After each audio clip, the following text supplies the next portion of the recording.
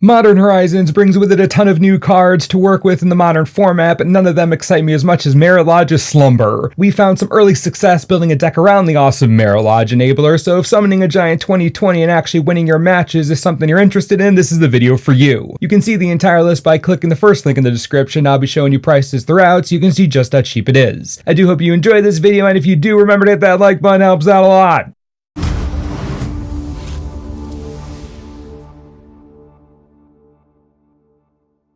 The star of the show is Merit Lodge's Slumber. We're running a full playset. It may be a legendary permanent, but we need to get one early, and in case Merit Lodge does die after we summon her, we need to quickly get another copy. Plus, the scry alone on this card is bonkers. That's why every land in this deck is a snow land, and that's how we're going to trigger the Slumber and awaken Merit Lodge. Lands. This deck includes 4 Frost Marsh, 12 snow-covered forests, 5 snow-covered swamps, and 5 snow-covered islands. These lands are basic, so we can have as many as we need. With the Slumber on the battlefield, each land drop is a scry trigger, helping to sift through our deck for exactly what we need at a pace that is unmatched by even some tier 1 decks in the format. So the entire point of the deck is getting 10 snow permanents onto the battlefield as quickly as possible without dying. Lands and Merit Lodge's Slumber itself will get us a decent way to 10 permanents throughout the course of the game, but having another snow permanent would really help. Good thing Arkham's Astrolabe exists. This card is pure gas in any deck running snow permanents. It replaces itself immediately, fixes for us in case we need it, which is especially useful in this budget version as we're lacking fetch lands, and it adds to our snow count as a filler card. The deck runs 4 of these because it's just a good card. Do not underestimate this little snow artifact. It has a ton of value in any snow-based deck, I promise you. We thought about running more snow permanents because that's the gut reaction to seeing the Slumber. Just jam snow permanents, but we're looking to win in addition to being hilarious. With that in mind, the rest of the deck is a control/ramp shell, keeping us alive while ramping snowlands to eventually trigger the Slumber. We'll begin with the ramp spells. We took a page out of Titan Shift's book and adopted a very similar ramp shell. We're running a playset of Search for Tomorrow to start. You'd think that without dual lands we wouldn't be able to reliably cast this early, but that ended up not being true at all. With the snow-covered forest and the Astrolabe, the success rate for early suspend is pretty high, and then when it goes off, if you have the Slumber on the battlefield, more scry. It's very nice.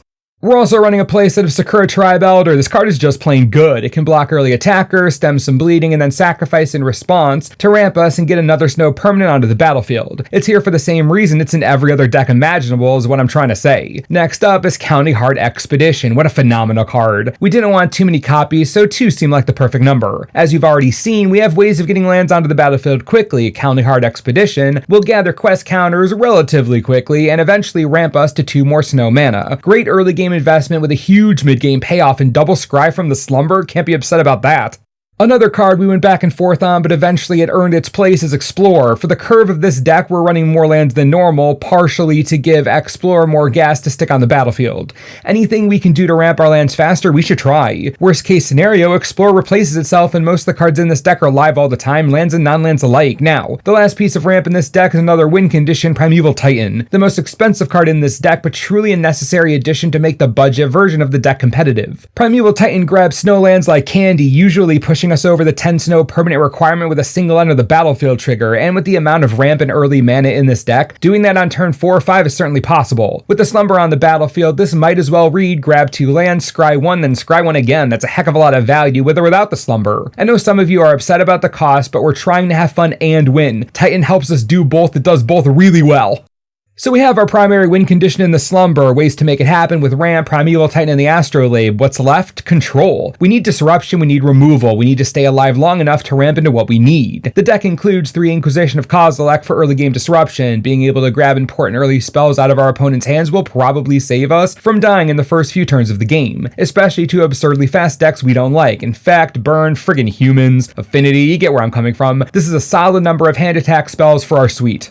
As far as removal goes, we have a few powerful pieces. We're running 2 Fatal Push and a single Dismember. These are your classic removal spells. We can use them early game with very little mana investment, and they'll take care of most everything we care about. Again, the real goal of this deck is to make it to the mid game. These early game removal spells will help us do that. Of course, what will help us do that more is another Modern Horizons edition, Dead of Winter. This card is truly absurd in testing so far. In a deck like this, where by turn 3, there are at least 3 snow permanents on the battlefield, Dead of Winter is decimating boards. I mean utter annihilation. accumulation. And as the game goes on, it gets even better. It dodges indestructibility, it outscales high toughness, doesn't care about protection too much, and you can't actually cast it without having at least 3 snow permanents. So you'll always be using this for at least -3/-3. This card is the stone cold nuts, and one of the reasons this deck can achieve success against creature-based strategies in Modern. Truly a busted card. The price on it may seem high, but it is not. This sorcery deserves every dollar it costs and more. Mirror Liege Slumber is a powerful enchantment that needs the right shell around it to really shine, and we're confident that this is a good one. An overview of what we're trying to do, and then upgrades and sideboard suggestions for y'all. This deck functions as a ramp control deck. Your only goal is to get to 10 snow permanents without dying. The most reliable way to do that in Modern right now is ramp. Basic land interaction is practically non-existent, so once you get those lands on the battlefield, most of the work is done. Getting Slumber out early is a priority as you want to take advantage of the scry trigger, but if you can't safely get it to stick, focus on ramping, especially if you haven't drawn a second copy yet. Remember, the Slumber just needs to be on the battlefield when you have 10 snow permanents. The trigger is at the beginning of your upkeep after all. Use Inquisition to attack your opponents in the early game, or to make sure the way is clear for the Slumber in the late game. Use Fatal Push and Dismember liberally. They are there for you to keep the board clear when there are only a few annoying threats. Dead of Winter is reserved for a board wipe of creatures, or basically enough creatures to kill you. Dead of Winter is the best survival spell in this deck, so make sure to always get full value out of casting it. Aside from countering it, there isn't much most decks can do against it. Suspend Search early, get Calendly down as soon as possible to get those quest counters quickly, and don't be afraid to drop Primeval Titan when the time comes. He's there to get a trigger, soak up removal, and do it all over again. Alright, let's talk upgrades.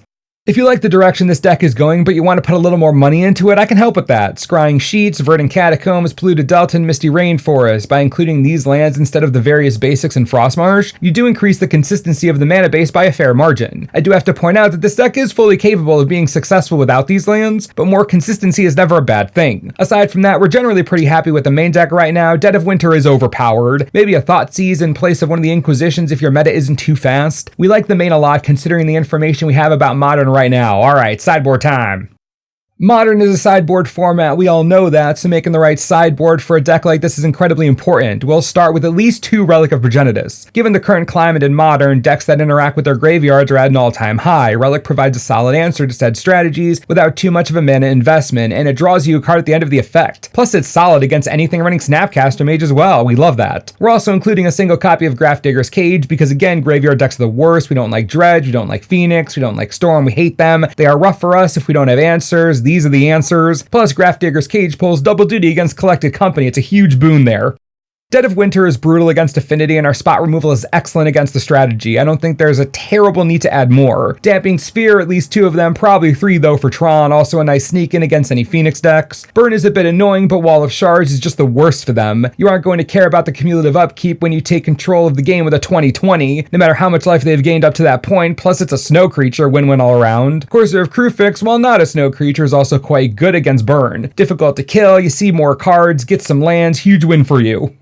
Now the last big card I want to talk about is Tireless Tracker. This is excellent against control decks and should come in against them. Same with mid-range strategies, really anything that isn't pure aggro or quick combo. Makes for an excellent beater. Sees a lot of cards thanks to Investigate and demands removal that your opponents may not have brought in after game 1 because they can't destroy Merit Lage in the traditional sense. For specifically annoying artifacts and enchantments, we found that Reclamation Sage is a solid include. Kills Tron artifacts, Hardened Scales, and Pyromancer Ascension, just to name a few. Then last but not least, if your meta is becoming more control focused, a Thoughtseize or 2 couldn't hurt. Negate is a time-tested success against control decks, and even a copy of Disdainful Stroke can fight against Giant Walkers as well as Tron pieces or Titans or a number of other expensive nonsense you hate.